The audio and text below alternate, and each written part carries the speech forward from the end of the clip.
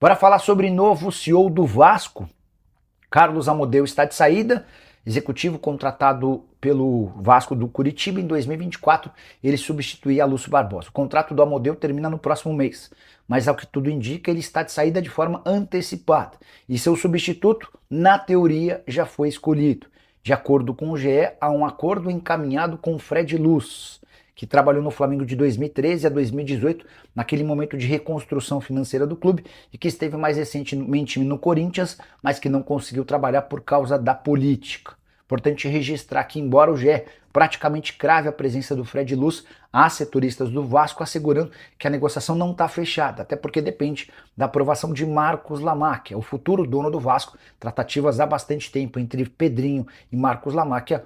Dá para imaginar que tudo que aconteça no Vasco a partir de agora precise, obviamente, da canetada do filho de José Roberto Lamacchia, o dono da Crefisa, e enteado de Leila Pereira, a presidente do Palmeiras. Bora contar sobre uma das histórias mais divertidas dessa Copa do Mundo. Você sabe que Cabo Verde fez história quando, da sua estreia em Copa do Mundo, ficar no 0-0 com a Espanha, certo? Pois bem, o goleiro de Cabo Verde, chamado ou apelidado de Vozinha, começou o Mundial com 57 mil seguidores e graças a uma campanha na Cazé TV que fez a transmissão do 0-0 com a Espanha ao vivo para todo o Brasil, foram alcançados mais de 6 milhões e meio de seguidores para o goleiro, que deu uma entrevista depois da partida e, ao tomar conhecimento dessa campanha, desse mutirão, ficou absolutamente emocionado.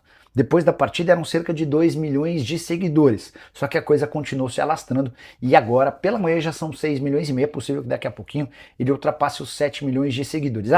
Só para contextualizar, Casimiro Miguel, dono da Cazé TV, tem 3 milhões e meio de seguidores, ou seja, o Vozinha decolou e despachou até o Casimiro quando o assunto é concorrência nas redes sociais. E Neymar volta a jogar quando pela seleção brasileira? A presença dele na partida de sexta-feira contra o Haiti na Filadélfia está praticamente descartada.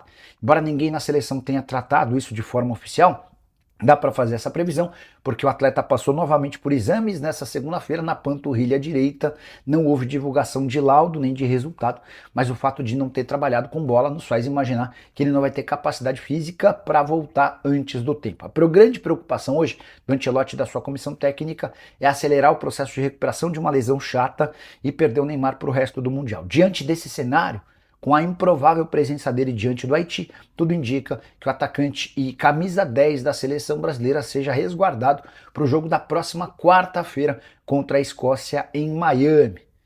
Resta saber se vai haver tempo hábil para que o Neymar possa se entrosar com os companheiros, enquanto o Carlo Ancelotti começa a sofrer as primeiras críticas e cornetadas. Muita gente não gostou da forma como o Brasil atuou no empate 1-1 contra Marrocos. Bora falar sobre preços na Copa do Mundo e dá para dizer que até os americanos, com enorme capacidade financeira, muito melhor do que a nossa, até porque a moeda deles vale 5 vezes a nossa, estão assustados com os preços praticados, especialmente nos jogos dos Estados Unidos. Bora começar com valores de ingresso. É praticamente impossível encontrar um ingresso para um jogo do Brasil por menos de $1.000. A gente está falando de mais de R$5.000. Se você tiver a pretensão de estar na final da Copa do Mundo no dia 19 de julho, prepare seu bolso. É quase impossível encontrar um ingresso agora a menos de R$50.000.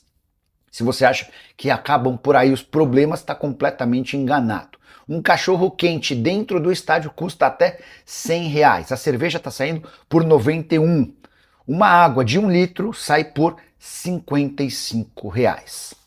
Estacionamento tem sido alvo de muitas reclamações dos torcedores brasileiros que moram nos Estados Unidos. É que o preço fechado é de $220, a gente está falando de mais de R$1.100. Aí você fala, bom, então vou de transporte público, certo? Pois o Uber de Nova York para New Jersey chegou a custar R$910. Já o metrô, em dias de jogos, saiu pela bagatela de R$410. Prepare o bolso se você ainda tem a ideia de vir para essa Copa do Mundo. E o Liverpool está de olho em Ryan, o que pode garantir dinheiro ao Vasco no futuro não tão distante. Vale a lembrança de que Iraola, técnico espanhol que comandava o Ryan no Bournemouth, acaba de ser anunciado como técnico do Liverpool. Diante desse cenário, E com uma observação já antiga do Liverpool em relação à cria do Vasco da Gama, é natural imaginar que possa existir uma negociação.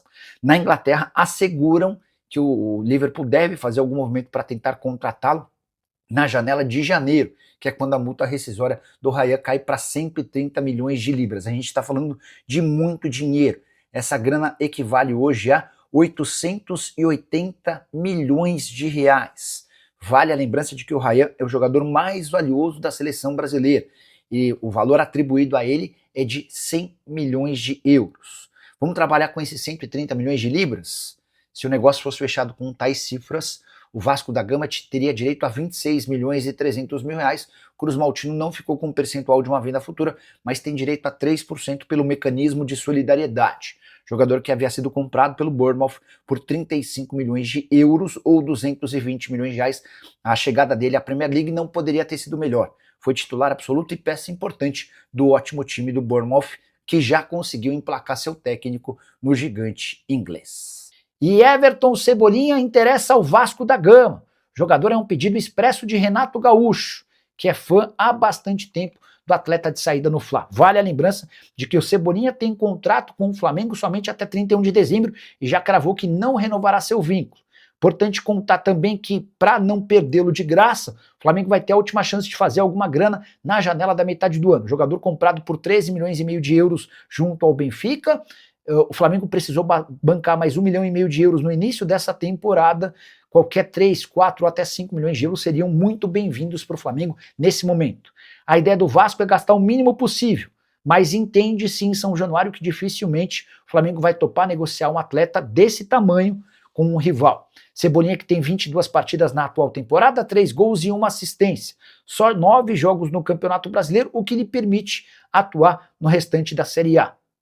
Outra coisa importante, além do Vasco, há uma série de clubes brasileiros interessados no jogador. O São Paulo, o Corinthians, o Grêmio, o Internacional, o Cruzeiro, são clubes que monitoram bem de perto essa situação. Se o Flamengo fizer qualquer aceno em relação à possibilidade de liberação do atleta por cifras inferiores, e a tendência é que o negócio saia. Mesmo com o salário do Cebolinha girando na casa de 1,5 milhão de reais por mês. Cebolinha caberia no seu time? Já usa o espaço para comentário e registre a sua opinião, beleza? Fala, família brasileira, chegamos aí com aquele giro de notícias do Vasco da Gama nesta terça-feira, até rimou, né, rapaziada, mas aí é isso, dia 16 de junho, com muita informação do maior clube brasileiro. A gente fala do clube de regatas Vasco da Gama. Não esqueçam de sentar o dedo no like, se inscrever no nosso canal, ative também as notificações para receber as principais informações do maior clube do mundo. Um grande abraço, até o próximo vídeo.